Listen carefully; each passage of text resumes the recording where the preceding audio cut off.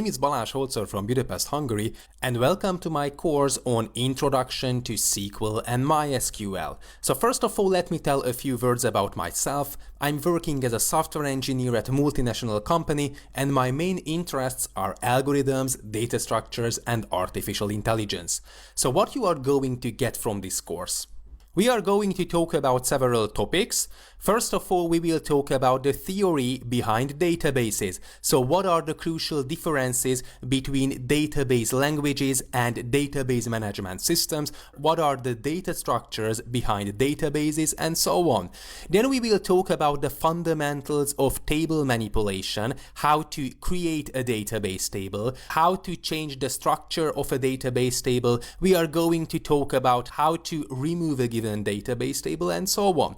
Then we will talk about the basic SQL statements such as select, where, in, between, and so on. Then we will talk about how to deal with multiple database tables. So we will talk about foreign keys and how to handle changes when dealing with multiple database tables and so on. We will talk about database normalization. Then of course we have to talk about joining multiple tables. So left join, right join, and inner join. Then we will talk about subqueries, transactions, views, and finally, we are going to talk about indices and stored procedures.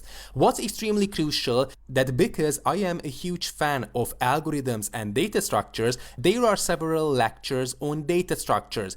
I think that if you want to understand exactly how databases work under the hood and to be able to write efficient queries, then you have to understand how the data is stored in a database. So this is why we have a chapter on data structures, B trees and B plus trees, but of course feel free to skip these lectures. If you are not interested in data structures and you just want to learn about SQL queries, or you just want to learn about joining multiple tables, or for example you would like to learn about store procedures, then you can do it without any problem.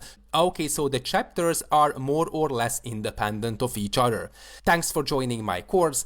Let's get started.